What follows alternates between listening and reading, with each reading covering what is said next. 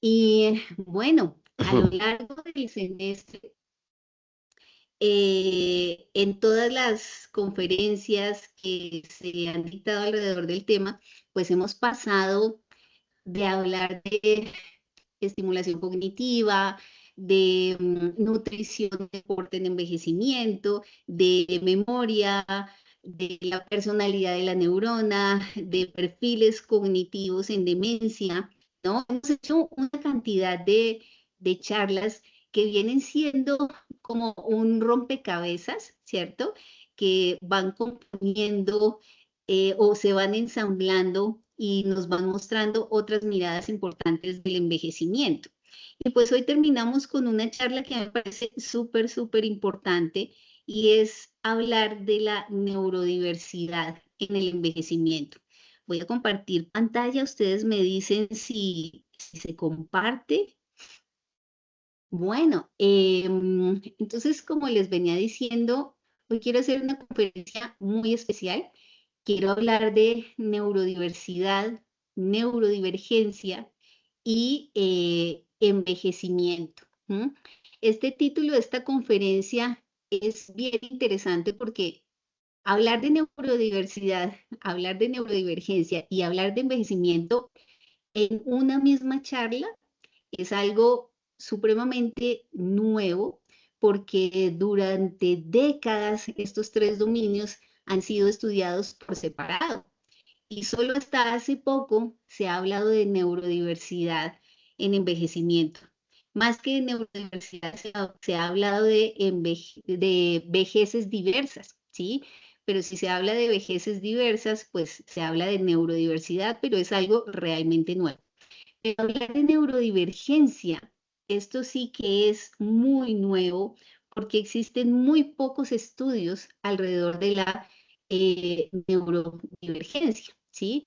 Digamos que la neurología y la neuropsicología del envejecimiento se han construido bajo modelos de poblaciones neurotípicas, dejando de lado muchísimo pues toda la investigación alrededor de la neurodiversidad y dentro de la neurodiversidad pues la neurodivergencia también, ¿no? Y cuando hablamos de neurodivergencia, pues estos estudios generalmente se han centrado en dos condiciones específicas, en autismo y en trastorno por déficit e hiperactividad, pero especialmente se han centrado en el estudio de estas dos condiciones, pero en la infancia, ¿no?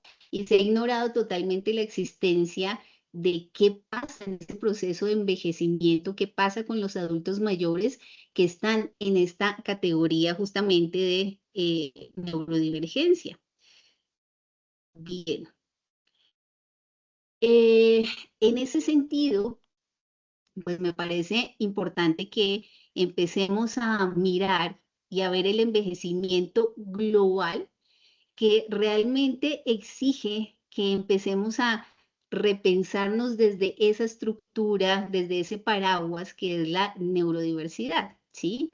Especialmente porque los diagnósticos tardíos neurodivergentes pues aumentan y la heterogeneidad neurológica demanda nuevos marcos conceptuales.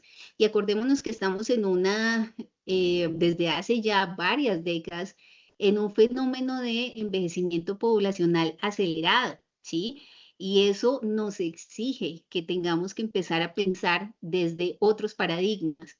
Entonces empecemos a hablar un poco de qué es la neurodiversidad, qué es la neurodivergencia, a qué nos referimos cuando hablamos de neurotípico o neurotipicidad para que todos estemos hablando el mismo lenguaje. ¿M?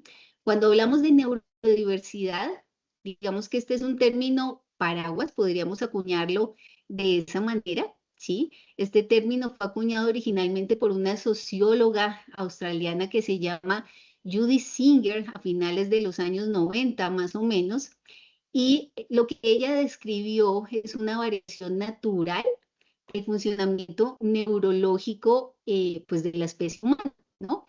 Entonces, ella dice un poco, pues este concepto aplica a variaciones cerebrales y cognitivas también que son inherentes en la biología humana.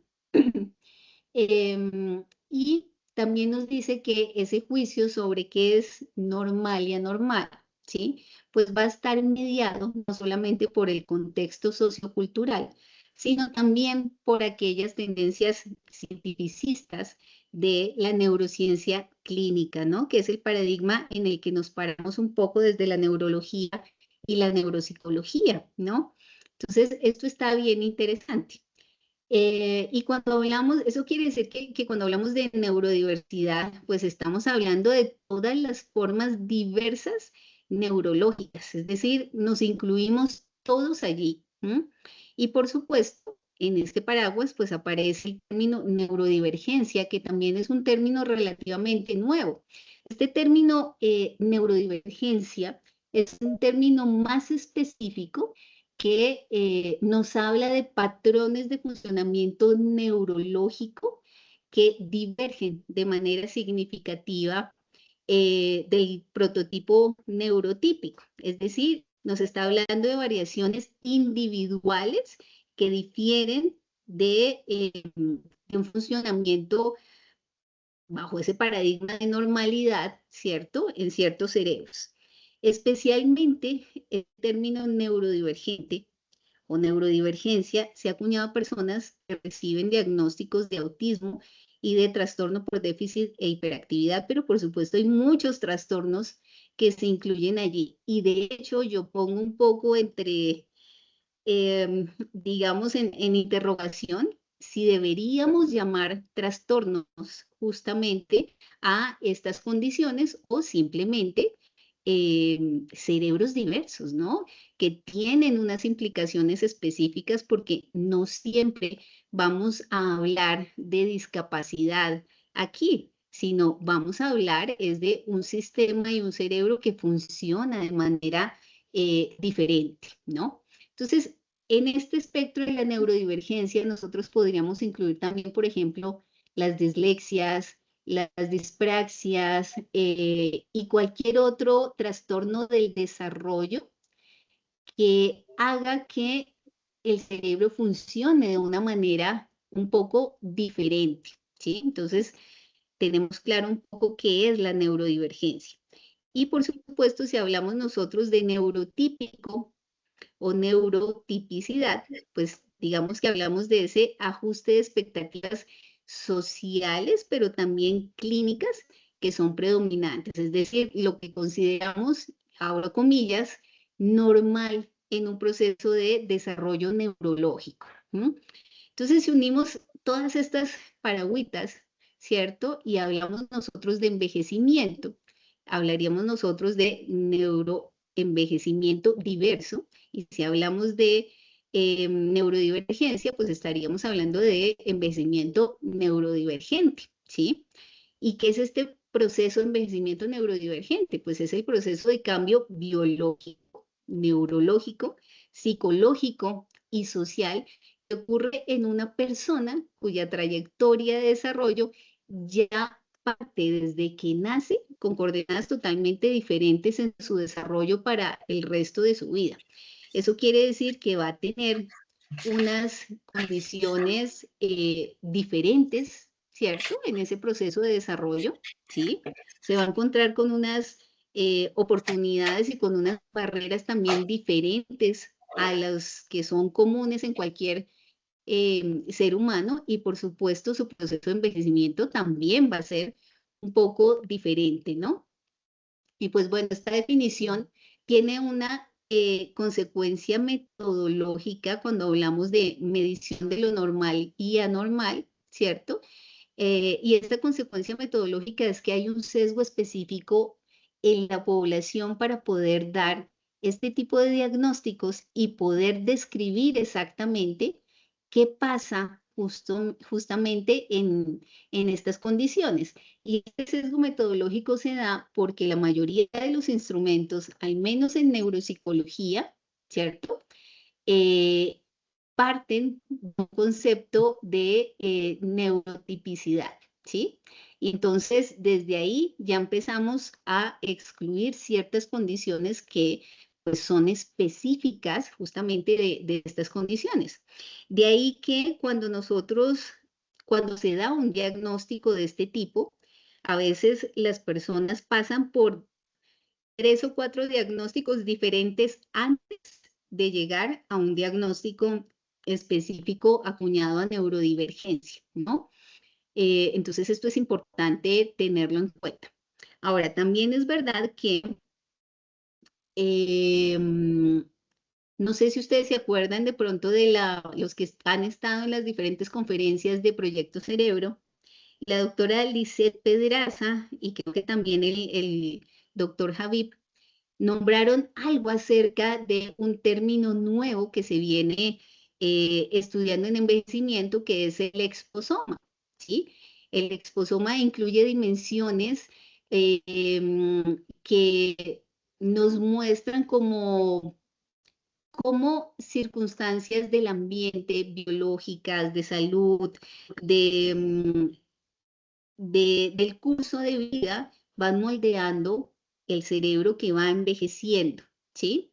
Y este término es importante porque en personas neurodivergentes, pues tienen unas condiciones diferentes también a lo largo de su vida de exclusión social, de exclusión laboral, de diferencias en el acceso a salud, ¿cierto? Que va a hacer que se genere un estrés diferente y unas condiciones diferentes que van a impactar en ese cerebro, ¿sí? Y realmente nosotros no sabemos en este momento nada del exposoma en personas neurodivergentes. De hecho, como les decía al inicio, son muy pocos los estudios que se realizan en envejecimiento y neurodivergencia. En envejecimiento, en realidad, en muchas condiciones, porque también hay muy pocos estudios de envejecimiento en esquizofrenia, por ejemplo, de envejecimiento en personas bipolares, ¿sí? Digamos que lo que más se ve de estudios en envejecimiento es en demencias, pero hay muchas otras condiciones que, pues bueno, son bien complicadas y hay que tenerlas en cuenta. Bien. Volvamos un poco a hablar de aquellas condiciones comprendidas dentro de lo que se refiere a la neurodiversidad y a la neurodivergencia, porque hemos hablado mucho de trastorno del espectro autista y TDAH o trastorno por déficit de hiperactividad. Esto debido a que son las más estudiadas y por su alta prevalencia, pero como les decía anteriormente, pues hay condiciones diversas también, ¿no? Que están allí implícitas, como por ejemplo los trastornos del aprendizaje, donde estarían las dislexias, donde estarían las disgrafias, las dispraxias, las discalculias, el mismo síndrome de Tourette, ¿cierto? Todo esto estaría justamente en ese paragüitas y pues es importante que empecemos a hablar de envejecimiento también desde allí. Bien, hay un estudio bien interesante que se publicó en el 2024 en la revista JAMA, y esa revista, en ese artículo, se describieron unas cosas bien interesantes que quiero retomar aquí. Son unos datos epidemiológicos bien interesantes que tienen que ver justamente con algunos datos de estas condiciones de neurodivergencia, ¿sí? Entonces, ese artículo siguió a más de 100.000 participantes durante casi 2 décadas de esperanza y entonces empezó a ver que este grupo de personas que se seguían eran personas justamente con diferentes condiciones, como por ejemplo trastorno por déficit e hiperactividad, ¿sí? Autismo específicamente, ¿sí? Tenían una forma especial de envejecer. Por ejemplo, ese estudio nos muestra que la esperanza de vida de las personas con autismo, ¿sí? Tienen una esperanza de vida menor entre 16 y 20 años en comparación con la población general, ¿sí? Y esta comorbilidad prematura, pues está vinculada no solamente a comorbilidades médicas no atendidas por la misma condición, sino también a otros fenómenos relacionados, por ejemplo, con suicidio. Tienen un mayor porcentaje de suicidio, también dado por la exclusión sistemática del servicio de salud, ¿cierto? Y algo muy importante, y es que más del 70% de los adultos mayores que tienen este diagnóstico de autismo, ¿sí? Nunca recibieron en realidad un diagnóstico formal, sino un diagnóstico donde se presumía que tenían esta condición, ¿vale?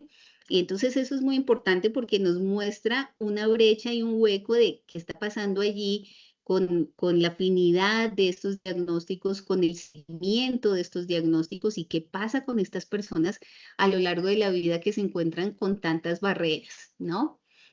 Si hablamos, por ejemplo, del trastorno por déficit atencional, bueno, aquí creo que si está por ahí el doctor Juan Ávila, él sabe mucho acerca de trastorno por déficit atencional. Digamos que Colombia tiene un porcentaje bastante alto en comparación con otros países de Latinoamérica en cuanto a este diagnóstico. Estamos hablando de una prevalencia del 10%, ¿sí? En nuestra población colombiana y eso ya tiene un impacto pues bastante importante, ¿no? Aunque en realidad no tenemos una prevalencia tan clara, digamos que los estudios muestran una cercanía hacia el 10%, pero no hay una prevalencia realmente tan seguida o estudios serios con respecto a esto, son estudios más regionales, así que puede haber un sobrediagnóstico o puede haber simplemente errores y sesgos en este porcentaje del que se habla y se anuncia, ¿no? Puede ser incluso mayor, pero si nos centramos en las cifras que se han publicado por el DANE, pues encontramos justamente que sí, que el trastorno por déficit atencional equivale más o menos a un 10%, ¿no? Entonces, este mismo estudio del que les estaba hablando muestra también que cuando hay un trastorno por déficit de atención o hiperactividad, pues se generan también unas condiciones específicas de envejecimiento donde aparecen eh, diferentes hipótesis con respecto a qué pasa cuando una persona con este diagnóstico envejece, ¿no? Y esas tres hipótesis nos hablan. La primera, de que es probable que al tener un déficit atencional haya un envejecimiento acelerado, ¿sí? ¿Qué quiere decir esto? Esta hipótesis propone que el cerebro neurodivergente de una persona con un trastorno con déficit atencional, pues acumula cambios estructurales y acumula cambios funcionales mucho antes que un cerebro neurotípico, ¿sí? Y esto significa que podría alcanzar un deterioro clínico a edades mucho más tempranas.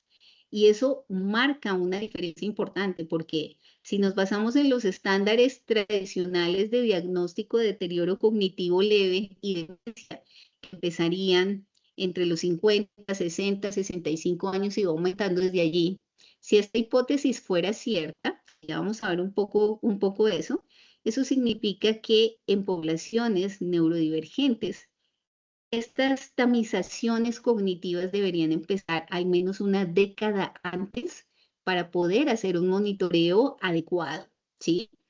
Y eso también nos lleva a la hipótesis de que si se hacen esos tamizajes en las edades normales de envejecimiento después de los 50, 60 años,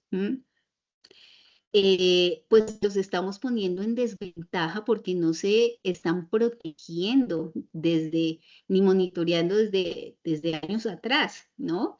Y eso hay que pensarlo también desde allí.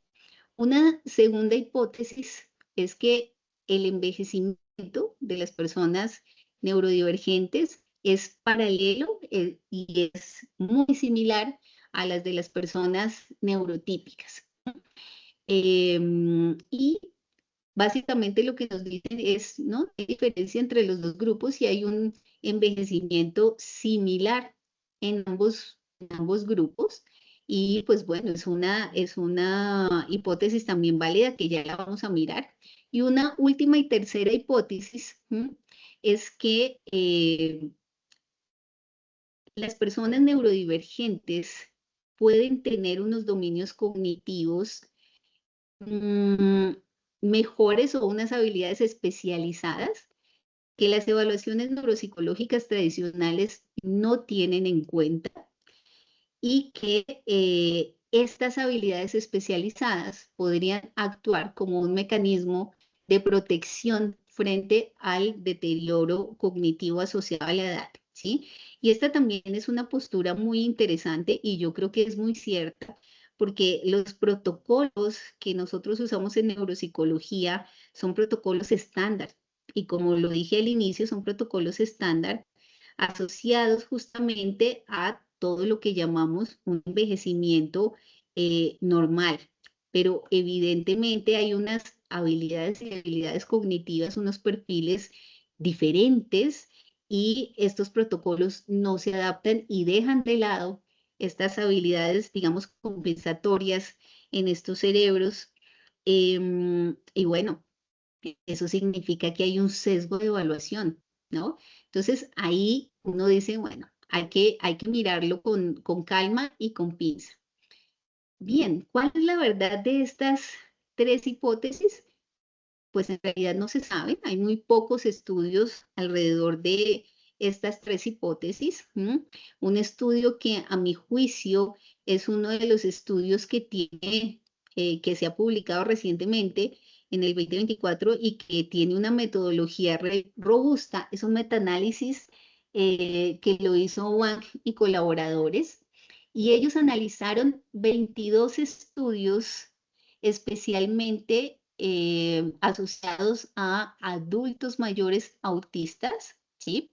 Ellos hicieron un seguimiento largo de personas con autismo más o menos hasta los 73 años, ¿sí? Y ellos incluyeron análisis de datos de neuroimagen, incluyeron análisis de datos de evaluaciones neuropsicológicas, especialmente asociadas a funcionamiento ejecutivo y a velocidad de procesamiento y memoria.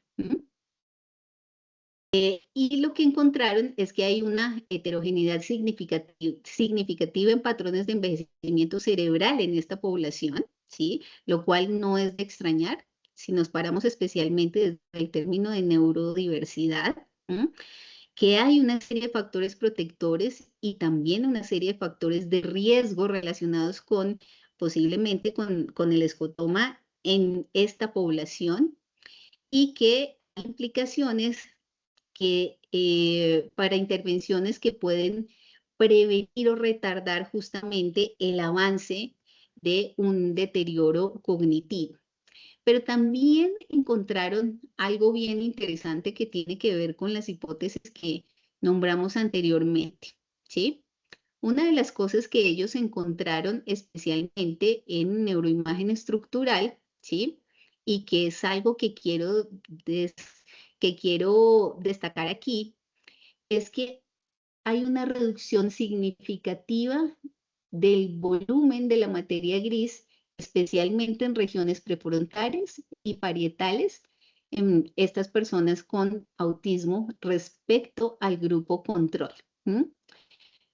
Y esto es importante porque si nosotros vemos o si nosotros asociamos justamente, digamos, este tipo de atrofia o de declive de este volumen de materia gris en estas áreas, sabemos perfectamente que estas áreas se relacionan justamente con funciones ejecutivas, se relacionan justamente con memoria de trabajo, ¿sí?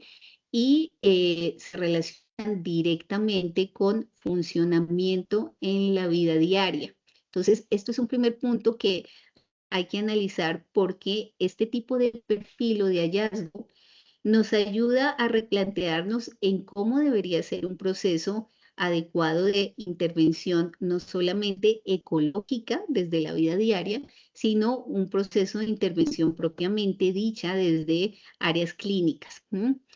Eh, Otro de los hallazgos que ellos encontraron en neuroimagen, ¿sí? Es que la sustancia blanca también tuvo una asociación negativa, ¿sí? Y esta asociación negativa se encontró a edades un poco más tempranas. hacia más o menos los 40 años, entre los 30 y los 40 años, empieza esta asociación negativa en sustancia blanca.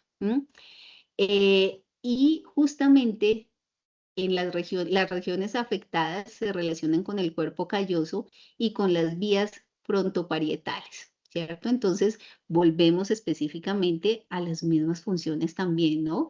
Funciones ejecutivas, memoria de trabajo, y algo muy importante, al hablar nosotros también justamente de cuerpo calloso y demás, empezamos a hablar también de movimiento, de coordinación, hablamos de otras funciones que a veces se nos quedan por fuera de los protocolos estándar de evaluación neuropsicológica.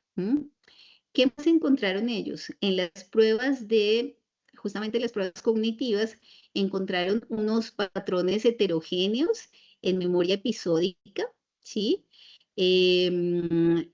Algunas personas tenían relativamente preservada la memoria episódica, pero otros tenían un declive acelerado, ¿sí?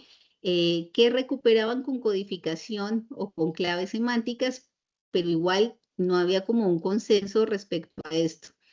Lo que sí se vio muy permanentemente en todos los test es que hay un declive en la memoria verbal, ¿sí? Y en las funciones ejecutivas, especialmente en flexibilidad cognitiva, en inhibición de respuesta, en planificación de actividades.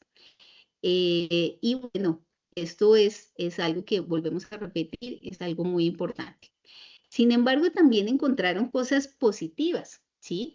Encontraron, por ejemplo, que a pesar de que hay un impacto importante en la memoria verbal, la memoria visual es como si tuviera un proceso importante compensatorio, ¿sí? Y encuentran unas puntuaciones superiores en memoria visual. Y fíjense que este dato es importante especialmente para los neuropsicólogos porque los protocolos estándar casi siempre le dan prioridad a la memoria verbal, ¿sí? A las pruebas de memoria verbal. Pero no todos los protocolos aplican pruebas para memoria visual, ¿sí? Y digamos que hace parte del perfil y debería estar allí incluido y fíjense que se nota justamente que hay una diferencia en este tipo de funciones en estas personas. ¿Qué más encontraron ellos? Ellos encontraron que la reserva cognitiva es un factor protector importantísimo. Y bueno, la reserva cognitiva, de hecho, es un factor protector para cualquier cerebro, ¿no? Para cualquier persona, ¿sí? Sin embargo, la reserva cognitiva, justamente en este tipo de condiciones, se vuelve primordial porque lo que ellos encontraban es que aquellos que habían tenido un buen acceso a educación, que tenían un segundo idioma y que habían podido desarrollar su potencial en aquellas funciones o habilidades específicas, como por ejemplo en la música, ¿sí? O en la pintura, pues eran justamente los que tenían un mejor desempeño en estas pruebas, ¿no? Entonces, valdría la pena que justamente en los procesos de evaluación neuropsicológica se tuvieran en cuenta estas habilidades específicas. Bien, hablemos ahora un poco más acerca de TDAH o de trastorno por déficit atencional, ¿sí? Eh, Aquí en esta diapositiva ustedes pueden ver dos estudios que yo nombro, ¿sí? El estudio de Levin, que ya lo nombré anteriormente, y el estudio de Pardo y Valenzuela, ¿sí? Ellos lo que hicieron fue mirar bajo trayectorias longitudinales, ¿cierto? Siguieron una corte de personas que tenían trastorno por déficit de atención e hiperactividad, ¿sí? Y miraron qué pasaba justamente con estas personas cognitivamente a lo largo del tiempo. Y encontraron que las personas con esta condición tenían un riesgo incrementado de 2,8 años en desarrollar más tempranamente demencia, ¿sí? O un deterioro cognitivo, ¿vale? Sin embargo, también ponen a colación una pregunta bien interesante y es que nuestros protocolos estándar para diagnosticar justamente deterioro cognitivo leve y demencias no son los protocolos que deberían ser adecuados justamente para estas condiciones y que puede que haya un error diagnóstico justamente por utilizar este tipo de protocolos. Es decir, volvemos a la misma hipótesis de la que les hablé anteriormente, de el sesgo en la medición de los procesos cognitivos, ¿no? Entonces, ese es un dato importante. También encontraron que más o menos entre el 50 y el 65% de los adultos, ¿no? Tenían unas complicaciones neurológicas de largo alcance a lo largo de su vida, pero también encontraron algo muy importante y es que la mayoría de las personas mayores en este momento nunca tuvieron un diagnóstico identificado de déficit atencional, ¿sí?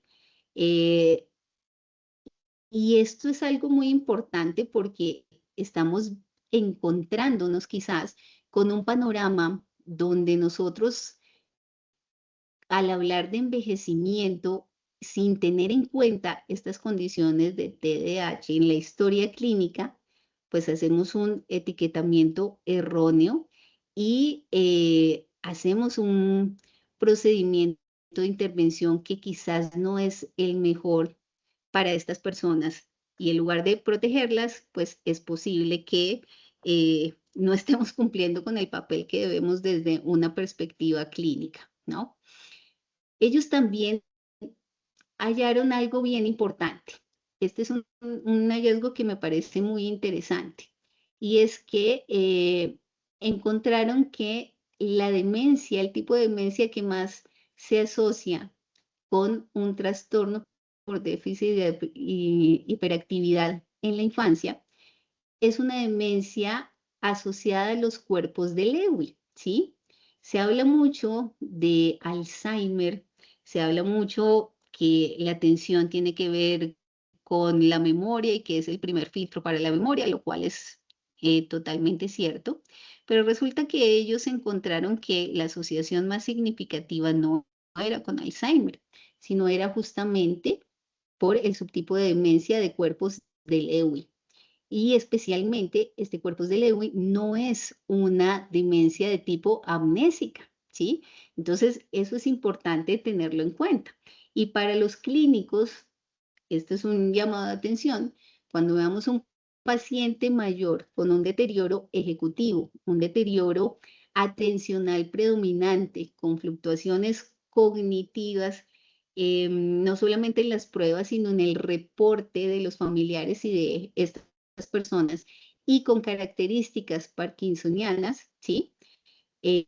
Posiblemente lo que tenemos enfrente es un diagnóstico de demencia por cuerpos de Lewy, pero que tiene de base unos antecedentes a lo largo de la vida asociados a trastorno por déficit de atención e hiperactividad.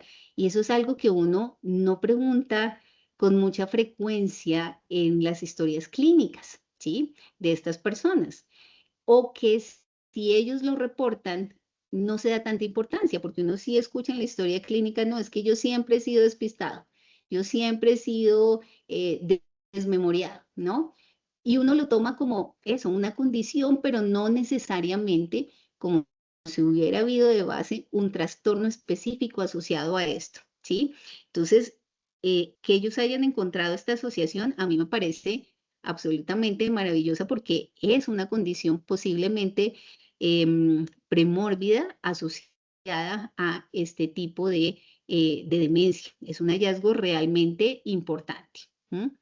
Bien, Miremos un último estudio. El último estudio que quiero nombrarles es de Gattuso y colaboradores. Ellos hicieron un estudio en la Universidad de Bérgamo y lo publicaron en el 2024. Y es un estudio transversal donde incluyeron a 103 adultos italianos de 55 a 75 años. Y ellos centran su estudio justamente en la relación que tiene la reserva cognitiva, ¿sí?, frente a ciertas condiciones, especialmente cuál es el papel de esta reserva cognitiva para mejorar o potenciar o mantener funciones ejecutivas, la autonomía en personas con estas condiciones, y si había algún tipo de relación en tener una mejor reserva cognitiva y una menor depresión, ¿sí? Entonces, ¿qué encuentran ellos? Basados un poco en esa moderación de, de mirar esa reserva cognitiva, ellos encuentran que la atención sostenida y selectiva, pues evidentemente sí se ve alterada a lo largo de la vida en trastorno por déficit atencional, hiperactividad, pero que la reserva cognitiva puede hacer que las personas modulen de una manera mucho más funcional, ¿sí?, esa atención sostenida y selectiva, y puedan entrenarse y tienen mejores puntuaciones en ello.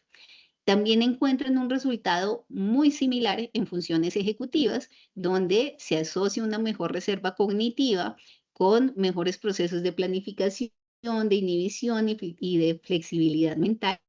Lo mismo pasa con la velocidad de procesamiento y la memoria de trabajo, ¿cierto? Que esto me parece súper importante, pero también hayan un dato que me parece súper curioso y me parece importante, y es que a mayor reserva cognitiva, menores índices de depresión, ¿sí? Es como si la reserva cognitiva pues fuera un factor muy protector justamente en estas condiciones, ¿vale? Y eso es importante porque nos lleva a la pregunta de si cuando nos encontramos con condiciones en el envejecimiento relacionados con depresión y con ansiedad, si un entrenamiento cognitivo, ¿sí?, un proceso de estimulación cognitiva, podría ser una de las estrategias no farmacológicas justamente que ayuden a que haya un menor impacto en alteración emocional, que suele ser frecuente en procesos de envejecimiento, como por ejemplo la depresión, ¿no?, o la ansiedad. Entonces, eso es algo importante y valdría la pena estudiarlo también, ¿no?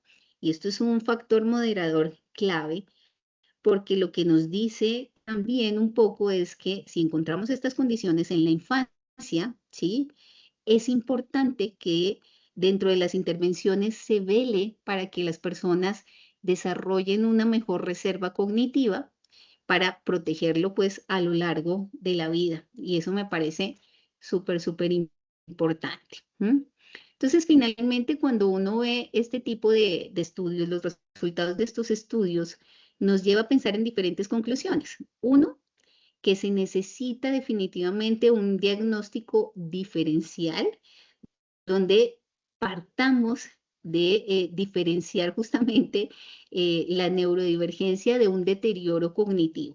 Esto en la vejez.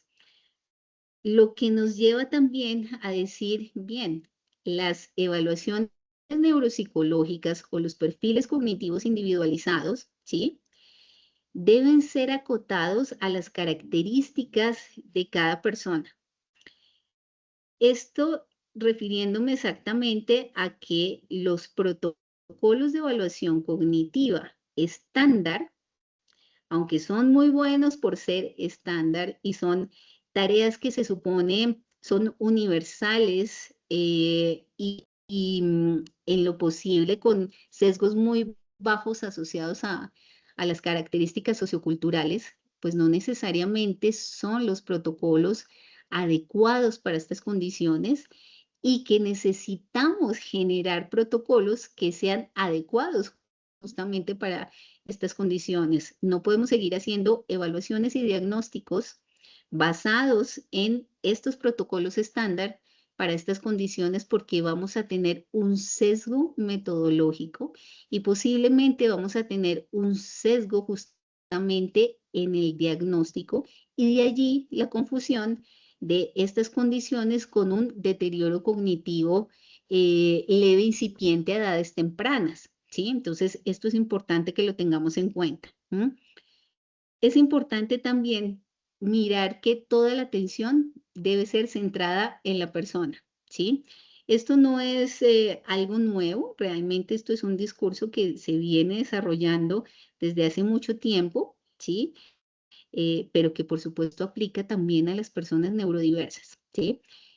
Sin embargo, nosotros no podemos llegar a tener una atención centrada en la persona si de base antes tenemos una evaluación neuropsicológica con sesgos. Entonces hay que pensarlo. Y vuelvo a decir, los protocolos de evaluación debemos repensarlos un poco. Debemos tener en cuenta la historia de esa persona, ¿vale? Y bueno, si tenemos una atención centrada en la persona, pues vamos a tener una rehabilitación cognitiva o una estimulación cognitiva basada justamente en esas características de esa persona, pero no solamente en intervenciones basadas en el déficit, sino es importante mirar intervenciones basadas en las fortalezas, ¿vale? Porque esas fortalezas, justamente en este tipo de poblaciones, a veces quedan ocultas por centrarnos netamente en lo cognitivo y no centrarnos necesariamente en aquellas habilidades que estas personas pueden llegar a tener de una manera muy equilibrada o compensatoria con respecto a otros déficits o cambios cognitivos que puedan generarse por esta condición, ¿no? Y finalmente, pues debe haber intervenciones no farmacológicas, pues que se ajusten justamente a estas personas, incluso en la vejez, ¿sí? Y hago mucho énfasis en esto porque hablar de diagnóstico de TDAH, hablar de espectros autistas y de otras condiciones en la vejez, dar diagnósticos en esta etapa tardía, pues realmente casi no se habla. Pero fíjense que muchos de estos diagnósticos sí se hacen tardíamente, sí se hacen en la adultez, pero en la adultez mayor es como, esto no es por aquí y todos se echan un solo costalito, que es el deterioro cognitivo leve y las demencias, y resulta que no es así. Entonces resulta que las intervenciones farmacológicas también se asocian más hacia deterioros cognitivos, pero no necesariamente a algo más ajustado relacionado con estas condiciones. Entonces es importantísimo tener esto en cuenta y esto tiene esas implicaciones clínicas bastante importantes, ¿no? Aquí tenemos otro estudio que es bien interesante porque es un estudio mixto, pero que tomó en cuenta narrativas adaptativas de las personas neurodivergentes. Y lo que encontró es que en su mayoría son bastantes resilientes, ¿sí? Les ha tocado porque se han encontrado con un montón de barreras a lo largo de su vida, no solamente de acceso a los servicios de salud, sino también de adaptación. Hay mayores índices de soledad, por ejemplo, en adultos mayores neurodivergentes y pues realmente les toca adaptarse a unas condiciones de un mundo que no es hecho muchas veces para ellos, no está adaptado muchas veces para ellos, ¿no? Entonces, esto es bonito porque este estudio es bonito porque esas narraciones muestran eso, ¿no? La capacidad que se tiene de adaptación y resiliencia. Y yo no hablaría solamente de personas neurodivergentes, yo hablaría que esa capacidad de adaptación y resiliencia se da en cualquier persona que pasa a lo largo de su vida por muchas condiciones complicadas y pues la única opción es esa, adaptarse y ser resiliente, ¿no? Este estudio también muestra el impacto de los factores psicosociales en la trayectoria del envejecimiento, ¿sí? Y aquí hay que hablar del exposoma, ¿sí? Que no sabemos en realidad esas condiciones de exposoma en un proceso de envejecimiento en neurodivergencia, pero que efectivamente van a tener un factor o protector o un factor muy negativo en ese proceso de envejecimiento. Y algo que me pareció muy bonito es la importancia de la identidad neurodivergente. Resulta que encontraron en este estudio que hay un cambio tremendo, al menos así lo nombraban las personas, cuando por fin encuentran un diagnóstico, ¿sí? Antes de un diagnóstico se sienten perdidos porque sienten que no encajan, pero cuando les dicen, mire, usted tiene X condición, usted tiene autismo, usted tiene tal cosa, eso les da una identidad que les ayuda a comprender su diferencia, les ayuda justamente a empoderarse desde su diferencia y les ayuda a adaptarse mejor. Entonces, de ahí la importancia de no tener estos sesgos específicos justamente en los procesos de atención y especialmente en los procesos de diagnóstico, ¿vale? Bien, finalmente me gustaría concluir o cerrar esta conferencia con 4 ideas específicas que las pongo acá. Perdón, y voy a quitar un poco esto aquí al ladito para que ustedes puedan verlo. La primera conclusión es que la neurodivergencia no es un estado estático, ¿no? Sino que interactúa dinámicamente con el proceso de envejecimiento, ¿sí? Es decir, va cambiando como en cualquier otro ser humano a lo largo del curso vital, ¿sí? Y va a estar muy acorde con el exposoma acumulado que nos hace falta investigar, ¿sí? Como les dije anteriormente, los estudios recientes relacionados con exposoma no necesariamente incluyen estas condiciones diversas de envejecimiento y vale la pena estudiarlos, pero están presentes allí, ¿no?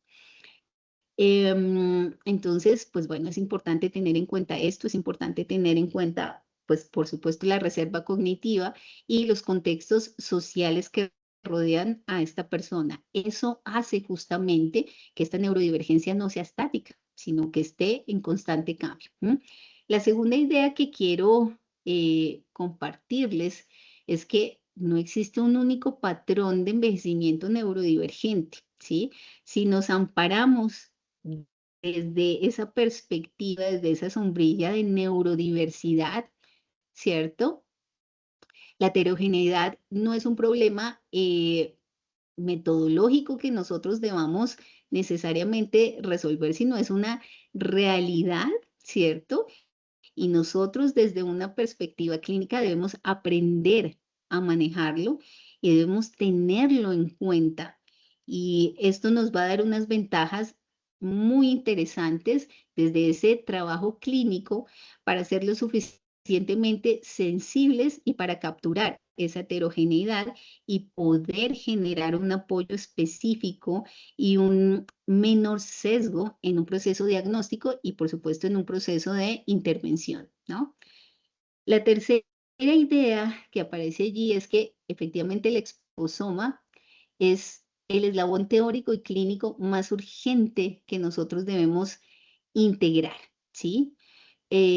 Poder conocer esa parte genética, ambiental y las experiencias vitales que aparecen en el curso de vida en estas personas hasta llegar al envejecimiento nos va a dar un panorama muy importante para poder entender por qué esos cerebros envejecen, cómo envejecen, y podamos validar o no cualquiera de las hipótesis que se mencionaron al inicio, que de hecho yo creo que las 3 hipótesis son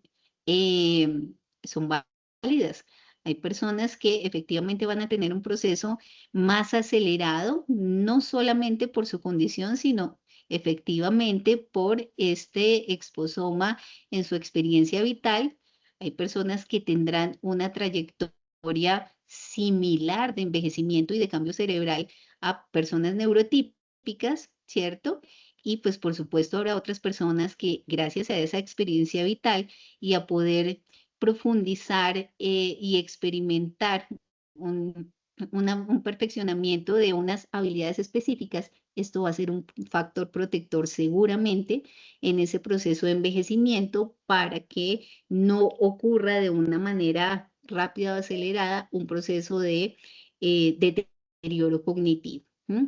Y la última conclusión a la que quiero llegar es que la ciencia, la investigación, los sistemas clínicos, las políticas públicas deben reconocer urgentemente que el envejecimiento neurodivergente requiere modelos específicos de explicación, pero también requiere instrumentos adaptados para cada condición y también requiere de abordajes diferentes. Requiere que en el estudio de la gerontología y en el estudio de la geriatría, ¿cierto? Y de la psicogerontología, se incluyan estos modelos y se empiece a hablar de neurodivergencia en el envejecimiento y no que echemos a todo el mundo en una misma bolsita pensando que un proceso de envejecimiento es igual para todo el mundo porque efectivamente no lo es.